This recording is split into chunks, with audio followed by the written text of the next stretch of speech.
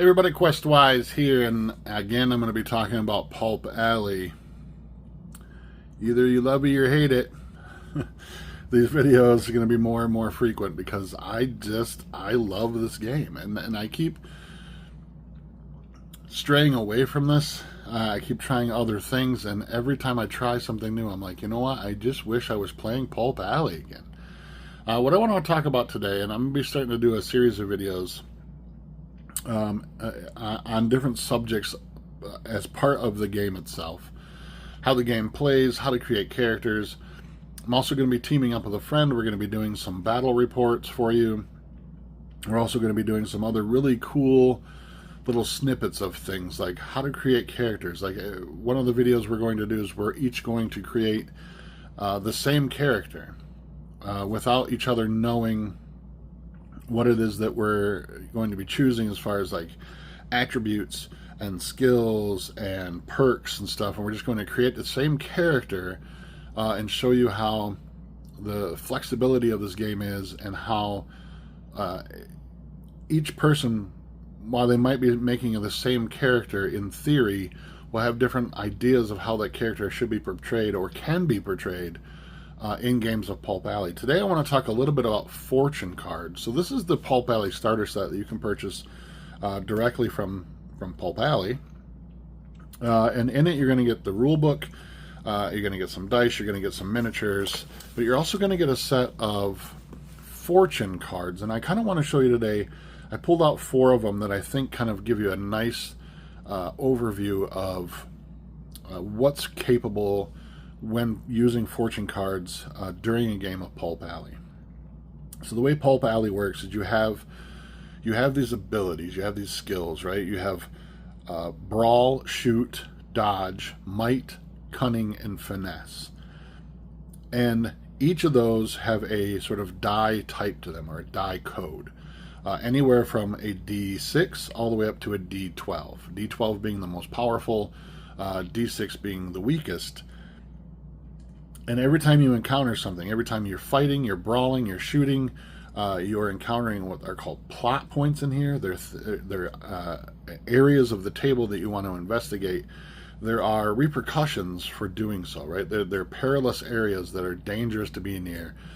And so you use the fortune cards to determine those types of perils, as well as the challenges that you must overcome. But they also have sort of a multi-purpose, and I think this is what genius about the way Pulp Alley works, is that the cards have, and I'll show you that in a minute, I'll zoom in a little bit closer, you can see the cards a little bit better. Oh, sorry, I bumped the camera there. But you can actually see that the cards have a multi-purpose role, and it's really a great thing because it saves a lot more than like having multiple decks of cards. Everything can be used on just using the fortune deck. You're going to get that fortune deck inside the starter set, as well as bookmarks, scenario markers, league cards, and a whole bunch of other great stuff. So if you're interested, go pick up a copy of this. We'll have everything you need to play, including 2 leagues that you'll just have to glue together and paint yourself, and then you're ready to go. You don't have to paint them, but you know, rule of cool is that you'll paint your figures before you play with them. Sometimes I've fallen victim to not painting figures sometimes. But let's zoom in a little bit closer here, and I'll show you what's on these fortune cards. Okay, so inside the Pulp Alley starter set, you're going to get a deck of these fortune cards. You can also download the starter set of cards and print them yourself. That's how I started. I actually printed them off prior to buying the starter set, and I had a deck of starter cards that I could get and use to begin my journey, right? Once you get the full set, there's also expansion sets to the fortune deck, as well as expansion sets to the horror deck and a few of the others. Every scenario usually has a set of cards. Sometimes they're fortune cards, sometimes they're character cards, but there's expansions to this whole thing as well. Every fortune card is going to have a sort of standard setup. At the top of this is actually going to be the fortune card portion of the card itself. And a lot of times there'll be a little bit of flavor text here, right? And then at the bottom, below these 3 skulls, are going to be the challenges. So whenever you encounter a peril, a perilous area, a plot point, you're going to flip one of these cards randomly from a deck, and you share a deck with your opponent while you're playing. You'll flip one of these cards, and this part of the portion of the card will actually show you what the challenges that your character has to overcome in order to proceed with either like collecting that plot point or escaping that part of the perilous area. And they're all really, really cool, right? So they all have this sort of thematic thing that you can let your imagination run wild with. But let's start at the top of the fortune card.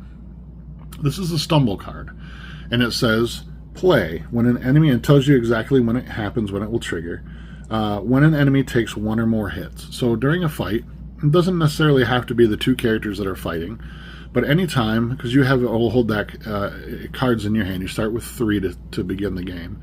But whenever something happens on the table, you're able to play these cards, almost like an instant or a response type of thing. It tells you when to play it when an enemy takes one or more hits, and then below it is always going to be the effect of what happens. The enemy, you move the enemy X inches in a random direction. Whenever a card says X, it's referring to this number down here. Now, a lot of times it'll have you just use this number. A lot of times it'll have you draw an extra card and then just use the number on that card. But whenever it says X, it's always referring to this number down here on the bottom. And again, this number on the bottom is very multi-purpose, and I'll talk about that in a minute. So you can see already the stumble card is pretty great.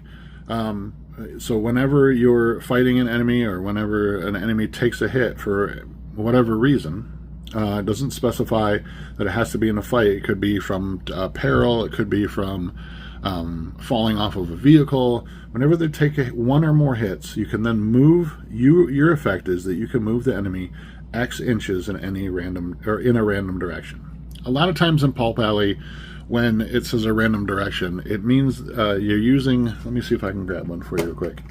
You use an 8-sided die, or a D8.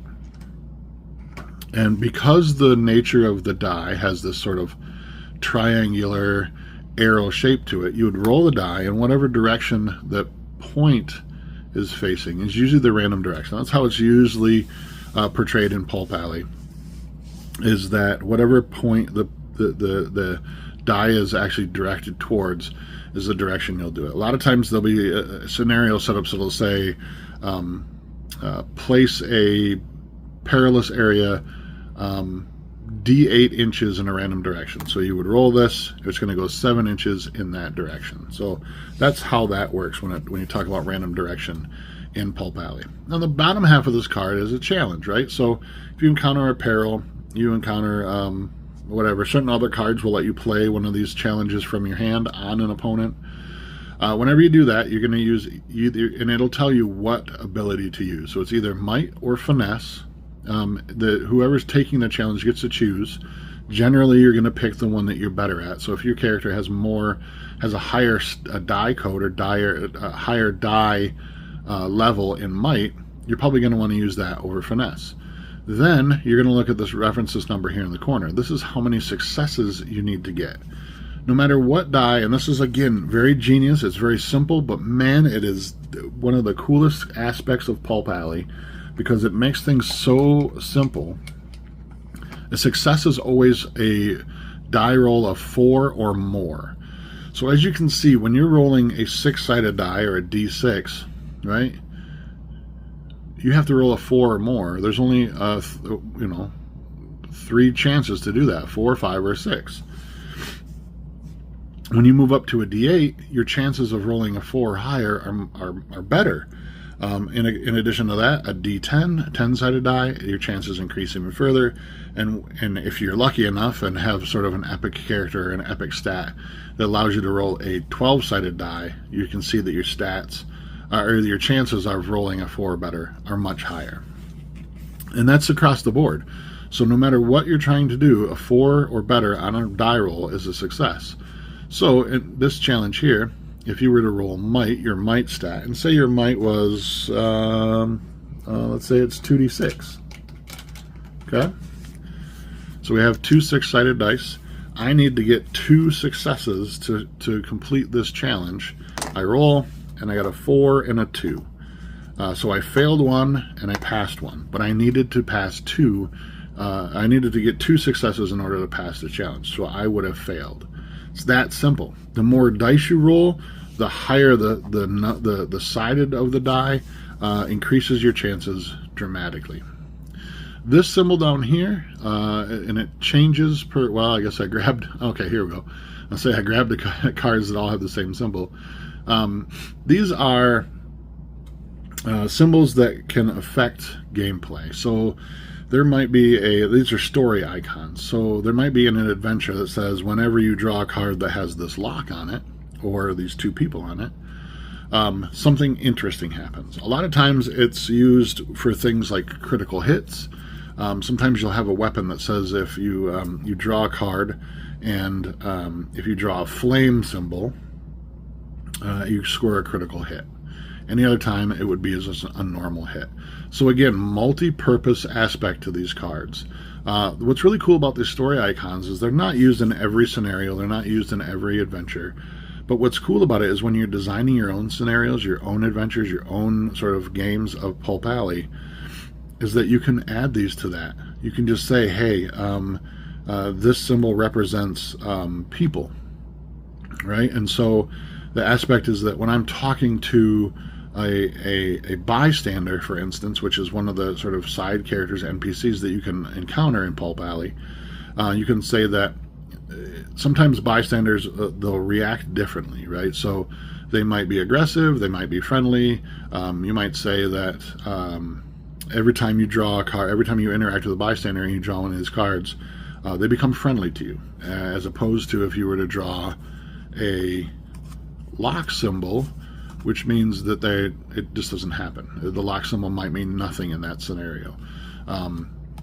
So if you were to interact with a bystander and you drew the lock symbol, they became more aggressive. And again, the rules are flexible enough for you to do all sorts of that kind of great sort of ad hoc, creating your own scenarios and creating the experience that you want from Pulp Alley. I picked out 4 cards. Let's just take a look at each one of them. The next one I picked up was Sidestep. This one says play before you roll a dodge roll, and you get a +1 bonus to that. Down here, you got a challenge, might or finesse, same as the last one. You have to have 2 successes to pass that. Misfortune. Play when an opponent plays a fortune card effect, and then this card cancels that effect. So again, a cool little thing. You can play them on. Sometimes they benefit you as a player. Sometimes they are good to sort of throw a misfortune in your opponent's face. So every time your opponent plays a fortune card from your hand, plays one of these to try to get a bonus for something, say for instance to get a +1 bonus to their dodge, you can play this and it cancels out the card that they just played. As you can see here, the challenge is just finesse, and it just has a level 1 challenge rating. And the last one I picked out, just because I think it's fun, distraction when an enemy activates. So anytime the gameplay goes back and forth, there's a director who's the person who sort of directs the flow of play. They get to choose whether they want one of their characters to go, or if they want one of the opponent's characters to go first, and they get to choose that every turn. Now that directorship can change hands over the course of a game, back and forth, and there's a variety of different ways, and we'll go into that in a completely different video, is how the directorship can switch back and forth between players. So you get to choose on when it's your turn. When the director decides it's your turn to play a character, whenever an enemy activates a character, the effect is the enemy suffers -1 might, finesse, and cunning during this activation. So if you know that, and again, a little bit of a guessing game, but you know, hey, they're moving in, they want to try to complete this plot point, so I'm going to play this as soon as they activate, and then they're going to be like, okay, well, I'm going to try to interact with this plot point. They flip this over, and then it says they have to use might or finesse, and it's now a -1 for them. So now they're like, a -1 die to their pool when they're trying to complete a challenge. So kind of a cool card. And then again, you can see here, challenge, might, or finesse. And these all do change. They have different, sometimes they might be brawl, they might be shoot, they might be cunning kind of thing. And you can fit this into the scenario, right? So you might be trying to open a locked chest, and you draw this challenge card, right? Well, you think about it, you're like, okay, well, if you sort of envision the idea that I'm using my might to pry open this locked chest, or I'm using finesse to use some lock picks to try to kind of finesse the lock into opening up for me.